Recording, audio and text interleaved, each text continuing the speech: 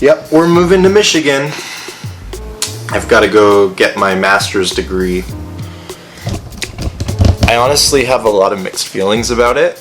Part of me is really excited because it shows that my bosses trust me and they believe that I've been called to pastoral ministry. They're willing to take the next step, and that means that they're planning on me being a lead pastor one day. That's huge. I really don't think people understand how huge that is. They're paying for it. I'm not paying for my master's degree. They're the ones that are paying for this whole thing. And the fact that they've made that decision shows that they've got confidence in me. And they have high standards. And for them to be able to say, yes, this guy, we think that we should send him for 3 years to go to seminary, to go to Michigan to study, that makes me feel really good.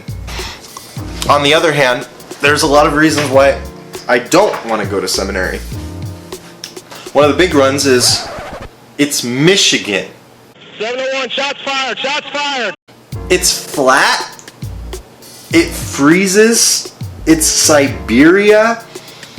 Another reason is we're really close to our families. Sarah's family's in San Diego, and then I've got family just 45 minutes down the road, and I've got family in Washington. Michigan, I don't have any family. And Sarah doesn't really have any family. I think she's got one cousin in Minnesota.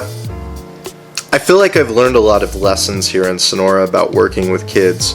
And one of the problems about going to seminary is that basically is the end of my youth pastor career. The Adventist Church in North America is really struggling. So many churches can't even afford to have a senior pastor, let alone an associate pastor. And so this is kind of the end of my youth ministry career, and I understand why it is. Kids are one target audience among many. They're a huge target audience, but they're one among many. And we just don't have the funds to have people that are full-time associate pastors or youth pastors. It sucks. And that leads me to another thing. I'm terrified of being a senior pastor, a lead pastor. I've seen Pastor Nathan do it, and that man is a champ. He is a crazy champion. He's able to diffuse situations like crazy. And he himself has admitted that a lot of that is just because, he listens to God's voice. And I've experienced that.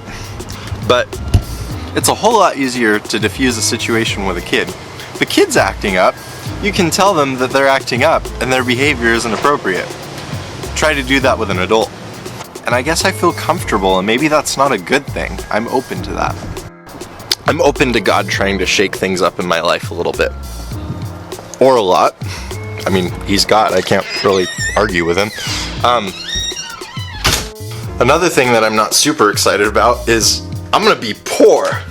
And yet again, another way that maybe God is trying to shake me up and keep me from being more comfortable than I ought to be.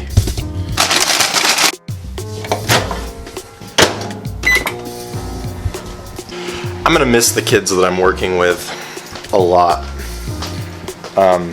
They're people that I've gained a lot of relationship with, and that's going away, and that's always tough. It's always tough to leave people that you care about.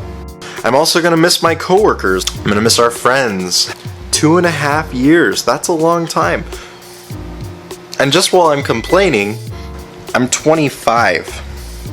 And I know that's not super old. Maybe for some of you watching it's super old. I'm 25. I'm going to be spending the last part of my 20s in a state that I don't know, with people that I don't know. I'm going to basically be 30 by the time I come back to California. Food. Without a doubt, my biggest concern is what am I going to be learning in Michigan? I'm worried about what they're going to be teaching me about how to be a pastor. Because, to be honest, I've heard a lot of people say, you're going to a place where the best minds in the Adventist church are.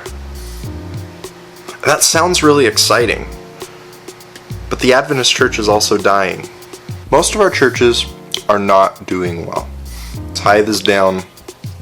I know that they've published articles talking about how the Seventh-day Adventist Church is growing like crazy. It's growing more than the Mormons, in fact, like 2% growth. My problem with that is the way that we analyze growth in North America. normally is about baptisms. The problem is there are a lot of churches that do evangelism in a way that baptizes a lot of people, and they're not there 6 months later. So just the fact that you're getting baptisms and on church books you've got people's names doesn't mean that your church is growing. It means you got baptisms at one point in time. I've got some friends who've gone to seminary and they've had a great experience there, but I'd really like to know what I'm learning is going to help me be effective on the spiritual battlefield that we find ourselves in. I want to fight. I want to win.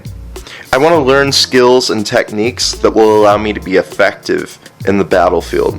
I want to be able to take my church and lead them, but I don't think that conventional means are the best way of doing it anymore. That's the goal. That's what I want. And I feel like we have that here. We've been using this book called Activate, and one of the reasons I'm actually excited to go to Michigan is Activate is sort of the system that Dwight Nelson has been using there at Pioneer Memorial Church. I'm in love with the Navy SEALs, and one of the things that I realized is that I'm just about at the age where I wouldn't be able to go through basic underwater demolitions and scuba. So I'm excited because seminary is about 2.5 years, which is about the same amount of time that it takes somebody to get trained through and become a Navy SEAL. And so I'm going to think of seminary as my buds training. Another thing is, since I've been here in Sonora, my preaching has gotten a little rusty because I don't preach. And that's my fault. I haven't been seeking it out. I've been doing a lot of personal one-on-one Bible study, a lot of small group things. Haven't really been focusing on the preaching, so I'm hoping that I'll have a chance to work with other young preachers and learn from them and help myself grow in that area. Another thing is, I'm coming back to Central California Conference with the body of a Navy SEAL. I am going to go wake up, I'm going to run, I'm going to swim, I'm going to do push-ups, I'm going to rock climb. I will be crazy fit when I get back from seminary. I also would love to connect with other people like me. I'm sure I'm not the only person feeling this way, and I'm excited to hang out with some other young pastors and hear what their experience has been in their short time in ministry. Sort of an iron sharpening iron sort of thing. I haven't been around a whole lot of young adult men, and so I've been missing a sense of brotherhood and camaraderie that I would like to have. So if there are any other crazy associate pastors who think of themselves as like wannabe Navy SEALs, hit me up. I'm going to take this opportunity by the horns. I'm going to juice it for all it's worth. Just because I have some concerns, just because I have some reservations, there are those things everywhere you could possibly go. I really want to seek God.